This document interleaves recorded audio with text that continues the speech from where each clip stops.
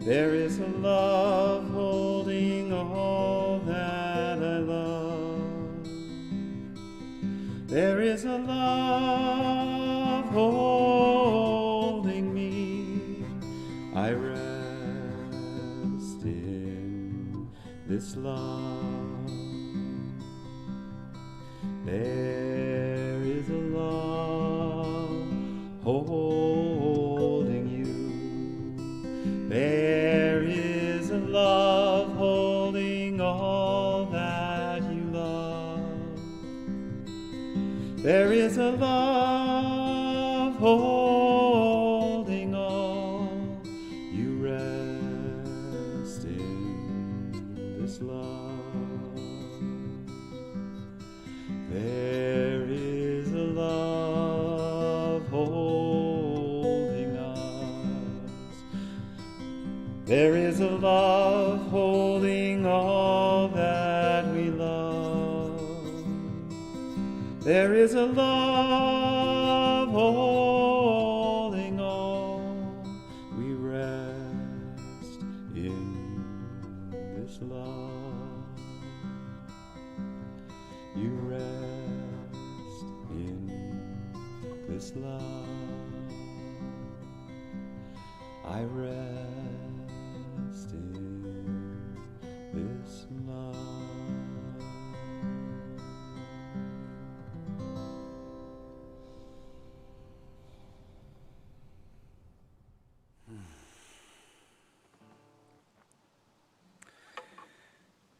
Good evening, Fountain Street family and friends, and welcome to another grounding experience on our Wednesday evening.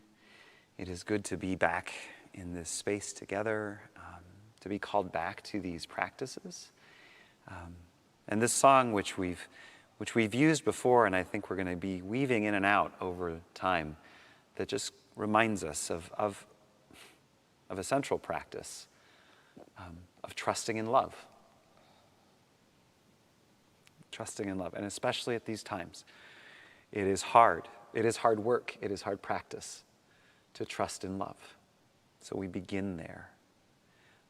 My name is Matthew Cockrum, Minister of Spiritual Care and Practice here at Fountain Street Church, and it's a delight, as always, to be joined by my colleague. Would you like to say some words of introduction? Yes, hi everyone. For those of you who do not know me, I am the Reverend Mariela Perez-Simons, Senior Minister of this congregation. I use she, her pronouns, and I'm so grateful to be here. I needed this tonight after the debates last night. I lose track of this love, this love that is holding us all. And I needed a reminder, and I'm glad to make space tonight to be here, to be reminded of this love. Thank you for being here with us. Thank you for having me, Matthew. Yeah. And I thank you for reminding me that part of the way that I show love is to share my pronouns. I use he, him pronouns. Whoever you are, whatever your theology, wherever you are on your journey, we welcome you here tonight. Part of how we are reminded of the love that holds us all is by creating sacred space. We invite you to do this whenever you're watching this each week. And the way we do it here is through a few simple rituals, through lighting candles, through washing, and through setting an altar. So I invite you, as we do this here, to do this with us. If there is a special candle or an everyday candle that you have nearby, to light it, to take time to notice how that feels and how it changes the light, the energy, the warmth around you and within you.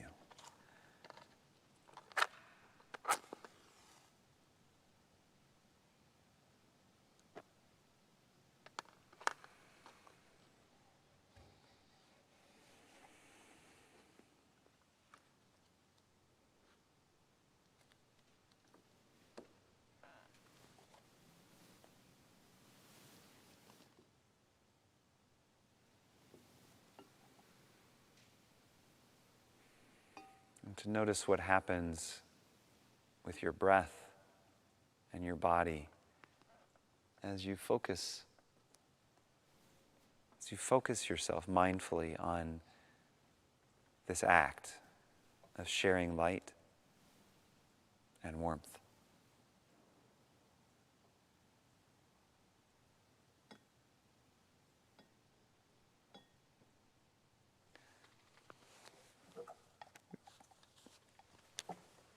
I think two more.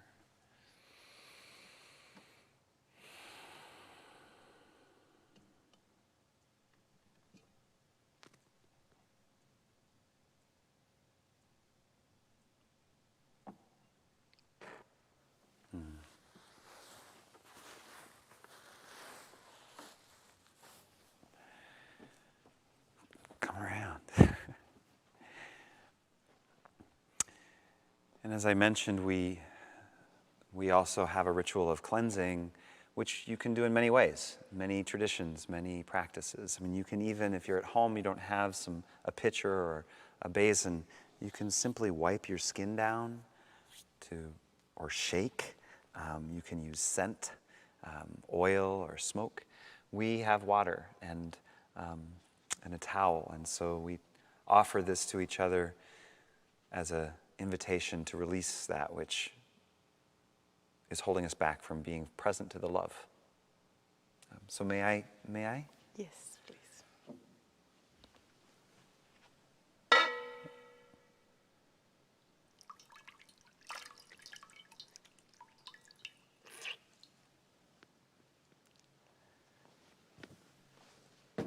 And just as you did with the candle, to notice the sensations, whether it's air or flesh or water on you. Take a moment to feel it. May I? Would you? Thank you.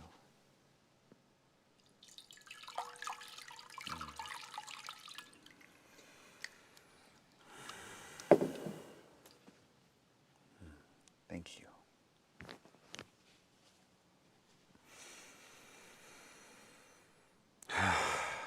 Even this, I'm looking at this and thinking about at home, we have kitchen towels, right? And we wipe our hands and then we just kind of throw them over the oven. But how different it is to mindfully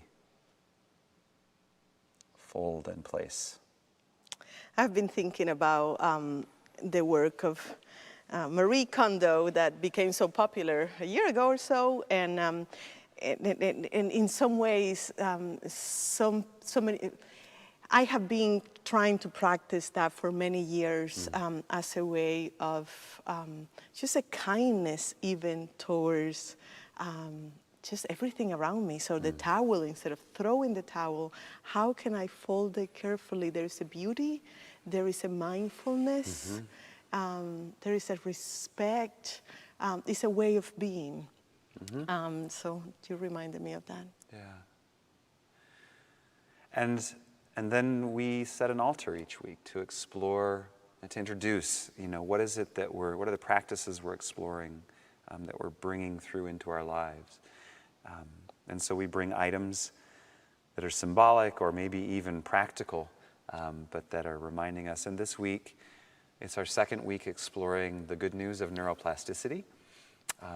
And especially this notion that there are things we can do practically to set intention and wire ourselves for positivity, for joy, for beauty. Resilience. Yes. Decolonizing our psyche. Oh, thank you. So much. That rituals help us. Yeah, so get there. So we're going to talk about that. And I don't know if you want to start, if you want me to start. We're going to talk about that. Exciting. You start. So I brought a couple of things. The first, and this is going to involve a costume change. This is a hat. There was a time in my life where I spent a little over a year covering my head as part of a spiritual practice, a reminder for me of the presence of the divine everywhere. And so I started receiving gifts of hats from people who were like, oh, you need another hat. This is a hat that was gifted to me by a Fountain Streeter, Patty Johnson, that she received from I think her son who was in Thailand, and she said, so this is a hat that the children wear. It has a little bell. I don't know if you can hear it. And bright colors. And she said the children wear these hats because it's supposed to draw the attention of the gods with the bright colors, because the children need even more protection than the adults, or at least that's what they think. And I realized how few bright colors I have in my wardrobe. So I brought this as a reminder of a way to take an ordinary act and make it extraordinary with beauty, and the humility of recognizing I need to be watched over.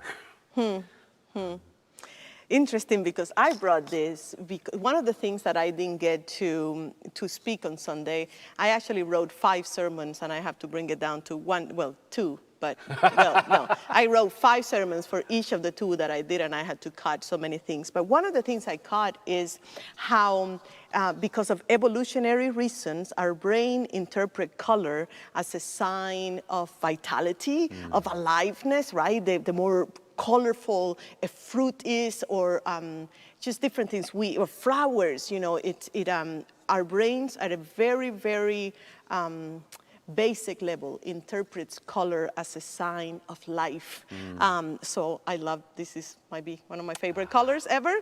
So you were talking about that. So if we want to tell them so much about this, about the brain, is so much about what I preached about, it was connected to sadness, to the sadness because of the political environment that we're living in, the sadness because of COVID, the sadness because winter is coming, so the sadness because of the systems in place, right? So as a form of resilience, as a form of convincing the brain that life is worth living, I surround myself with a lot of colors so that my brain associates life as worthy of living. It's a stubbornness of mine, and I'm looking around all the marvelous colors that we have in this sanctuary, and this is one of the many reasons why I came here, this appreciation of color and beauty. So I brought that today. This is where the costume change comes in. I'm reminded of that, and color, and beauty, and so when I was here at Fountain Street the first time, I was introduced to the notion of the prayer shawl. And there were, a while ago, many knitters who would create these beautiful shawls. And we would gift them to folks when they were in times of sorrow or sadness or struggle. I'm hoping we'll be able to restart that. Our shawls are down to 2 now.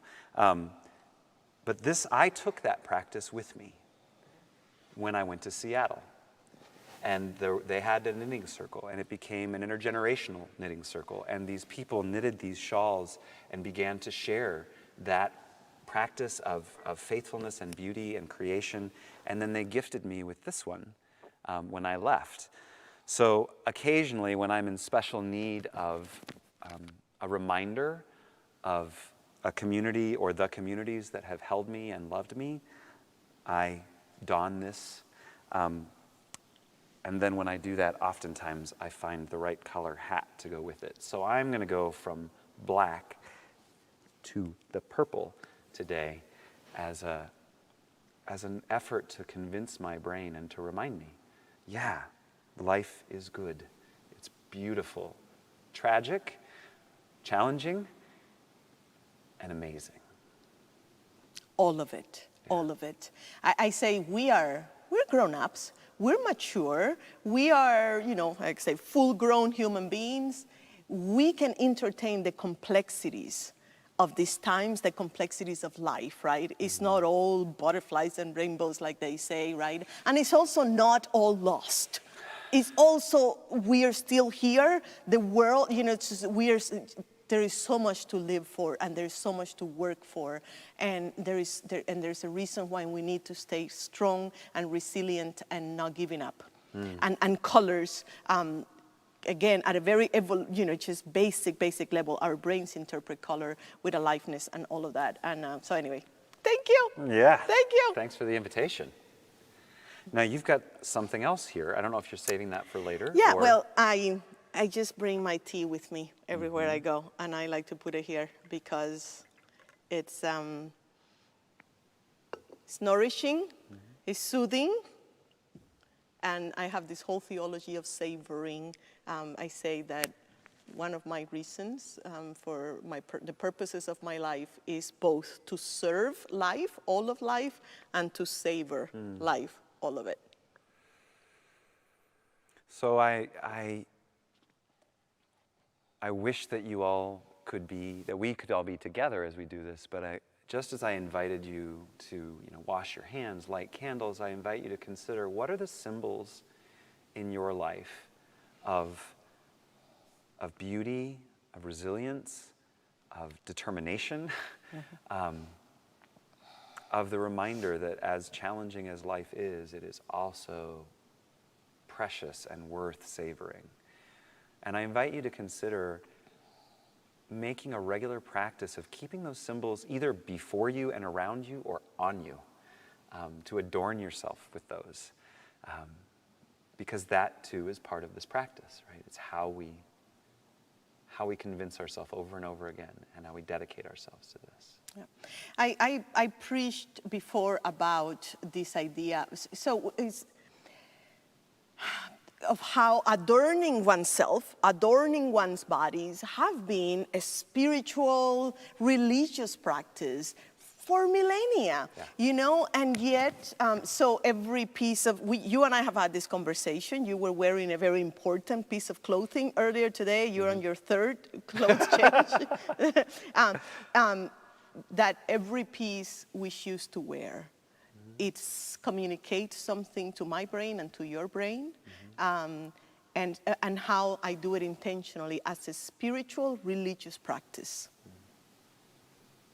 How can it not be, right? So how can we associate so for me, there's the line between the sacred and the religious is like, I really don't know where it is. It's all sacred to me. But if we are to think about some of these rituals as, they're ancient. Again, people have been adorning themselves with colors, with paint, with clothing, with textile, all kinds of things for millennia. Yeah.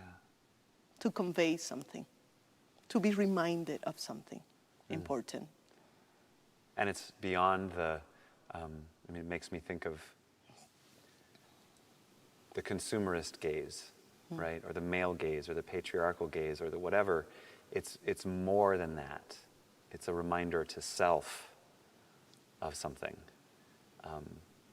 It's not only about how I appear to another.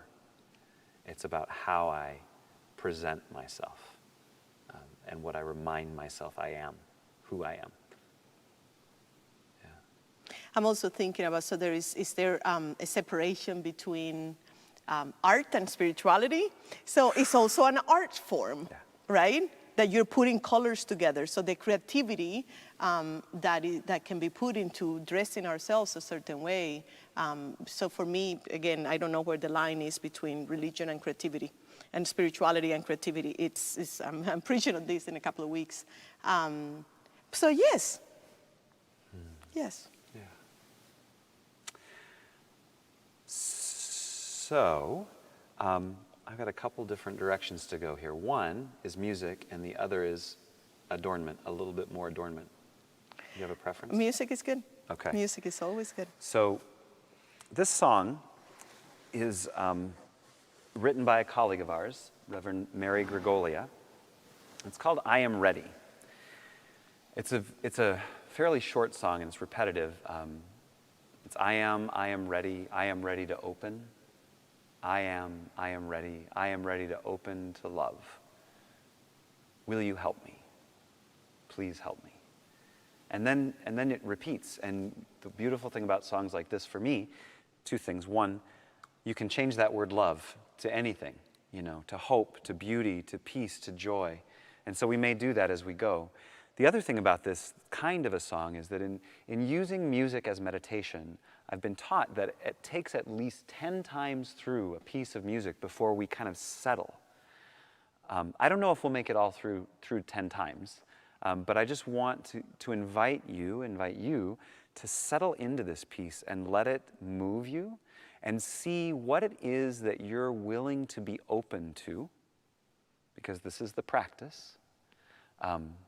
What are you open to that you can rewire, that you can choose?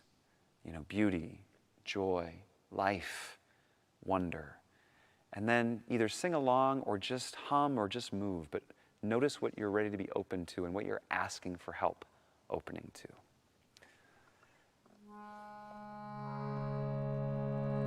I'll play the tune first so you get it in your ear, and then I'll build on it.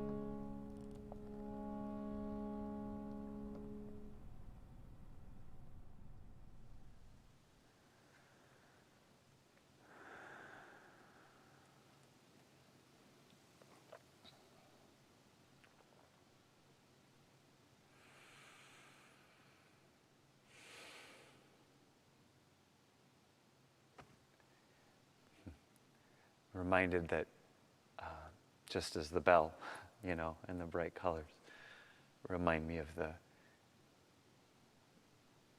something bigger. It reminds me of that song, that music reminds me I can't just open on my own. I need help. I mean, I need to be willing, but this is why we have community. This is why we have spiritual community. This is why we have practices we share. We need each other. I need you. I need you to remind me the work of opening again and again when life would shut us down.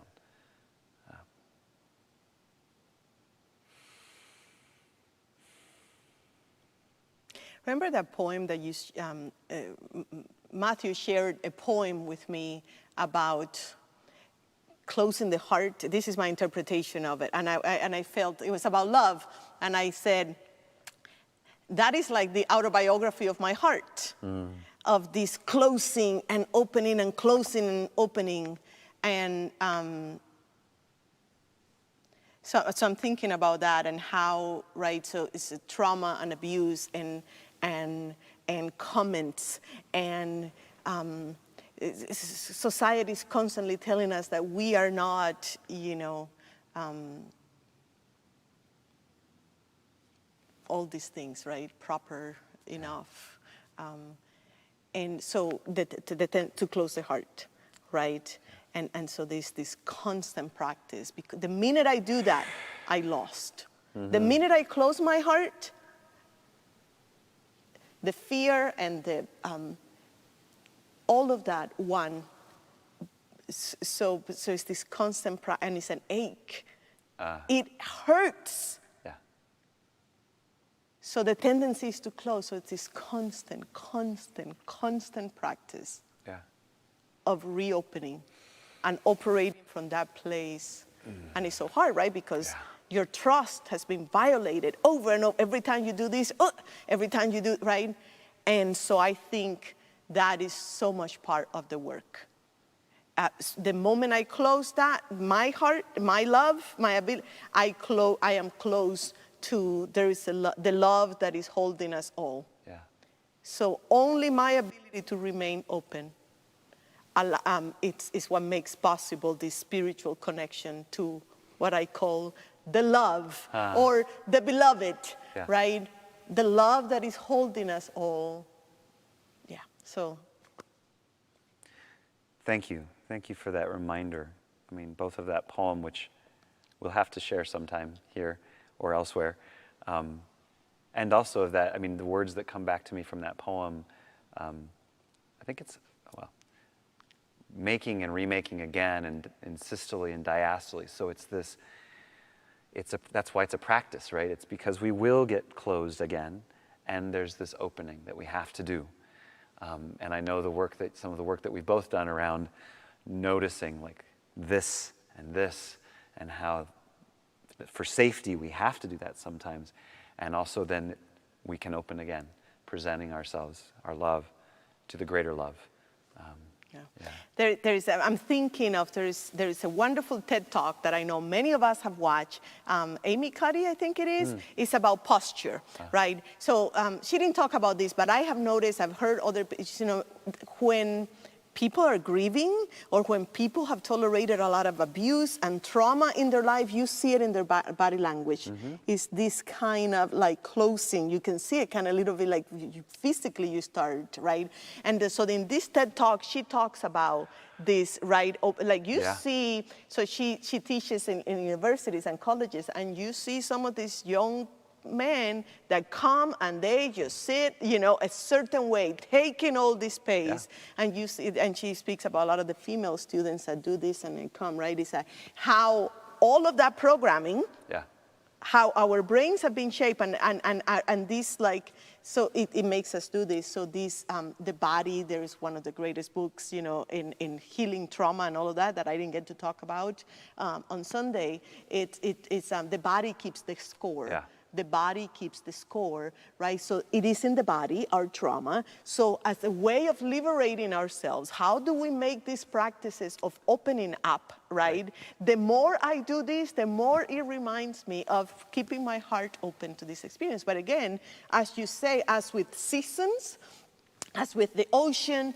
the heart, everything has this component, our lungs, of expanding and, all of it. So perhaps even the idea of living wide open, I don't know how realistic that is, but also I know that it's also not realistic or safe or healthy to remain like this either. And this opening, but it's also, that I talk so much about our true self, our authentic selves, our, the creativity of the cosmos that moves through us and it shows us this. And anyway, I think that to live a life of integrity, it requires a certain level of openness, or else we are living a life that is not true and authentic and genuine and integral, right? So if I'm out of alignment with who I am inside and how I present myself on the outside, so it requires a level of openness to be ourselves as well. Yeah. And I hear in that the reminder of it requires a level of openness to be ourselves, and it requires a level of, I don't know if it's intelligence, something, curiosity, willingness to acknowledge that we are ourselves in relation to others. So I was at one point by one of my teachers in yoga, she was saying to me, okay, A, I used to be a gymnast, so I'm pretty flexible, and B, she was like, so you're a guy, you're a white guy, and you're in this position of power at a church, and so you probably are used to being more like this. And you've had more permission to be more like this in life. So your work may be, she said to me, to hug in more. She said it in such a loving and challenging, kind way that it was just like, oh, right. I mean, she didn't wag her finger at me. She wasn't talking about manspreading. But she was helping me to see, right, I've been programmed and I'm in a position where where doing this is what I've been told I can do in a certain way, in a certain man way, but still. And I was like, oh, right, my work of hugging in, which then brings me back to my authentic self and being able to relate from a place that's more genuine and also vulnerable. I think it's less armored. It's more like I like to call it being right-sized, which I'm still working on. Wow. It's more right-sized, I think. Yeah. And where I come back to is so the place of authenticity as well. Male dancers, right? Professional male dancers or any kind of male dancers who feel like dancing and expressing themselves in a particular kind of way. And society, that's not the way you're supposed to move, Matthew. You're not supposed to move in this kind of way, right? That comes authentic to you. That is the way your body, your soul and spirit wants to move. So there's that too. Yeah. But yeah, this idea that we live in relationship and how it's this constant negotiation almost of who we are and who do we bring forth. And as an extrovert myself, as a person who talks a lot, so part of my practice, right? It's I have been silenced for most of the 47 years I've lived in, but I also talk a lot. So I need to make sure that I'm like, just coming to allow other voices to be heard as well. So it's this, right, my most authentic self, I could talk for hours. And because I'm in relationship with others, I also need to. So all of that is true. Yeah. These are the complexities of life, and we are, like what I was saying, we are adults. We are, that we can talk about these things, understand, and our brains can, many things can be true. Yeah. And so I find myself, again, wanting to invite the folks who who are with us to imagine, to come into your body, to come into your life, into your memory, and notice the places in your life where you've been closed, where you've been shut down, constrained, confined, even if those are from sometimes positions that are also conveying privilege. That those are confining as well as privileging at times. And so coming to those places where there's a deeper truth of who you are beyond those identities and categories, and that deeper space that you can relate from, negotiate from, be in the beauty of life with. Mm-hmm. So I invite you into that in your study of yourself, in your practice, in your dedication to rewiring for beauty. Yeah. Mm-hmm. I want to talk a little bit about that, if we can, about rewiring the brain. Normally on this Wednesday night, it doesn't have to happen all the time, but we take a moment to talk a little more about the message from the previous Sunday. And like I said, there was so much I didn't get to say, but I wanted to bring. So this idea of how we are whole beings. We have psychological needs, spiritual needs, physical needs. We have social needs. And so when we think about rewiring the brain for resilience, for joy, rewiring the brain to cure the negativity bias, I just want to remind ourselves of this idea of it's not just rewiring the brain, is not just what we put in the brain. It is also the practices, right? The repetitions. It is what we eat. It is who we love. It is, there is a whole chapter in one of the books on touch, how touch leads to skin contact, leads to neurogenesis, the generation of new neurons, for you to learn new things. And I found that fascinating. How complex what a complex system we are, and all the things that lead to flourishing. So I just wanted to comment on that. Especially I'm thinking about the social piece, who we surround ourselves with, and why being in community, why this congregation, why all of you, why the lineage and the heritage of liberal traditions that we are a part of, what we have engaged, how being and sharing these ideas and this information amongst one another, and then creating common language, even within the staff, even within Fountain Streeters, we're beginning to have common language. It is just gives me so much hope.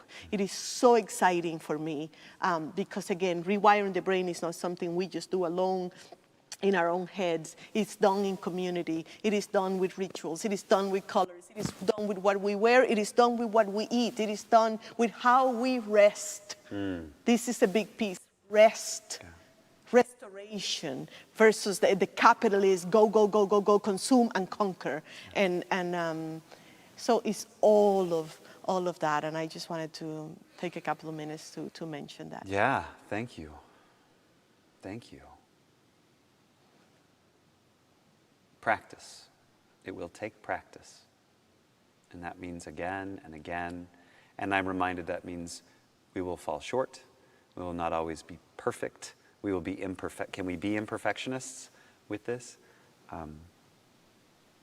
So one of the other things I want to say, and then I know we're running out of time, is another practice I invite you to consider is at the beginning or the end of each day, just like this music was about what are you ready to open to, at the beginning or the end of each day, can you take time to notice where you saw or where you hope to see or expect to see beauty, love, joy, whatever you're opening yourself to, whatever you're rewiring for, that positivity bias, rewiring for the positivity. And that is something that can be done each day, like you're sowing seeds or harvesting them, looking ahead and in anticipation, or looking back and saying, oh, right, here were the things that were beautiful. Here was where I experienced love, joy, friendship, compassion, whatever they are. So that is a simple, also, practice that I commend to you.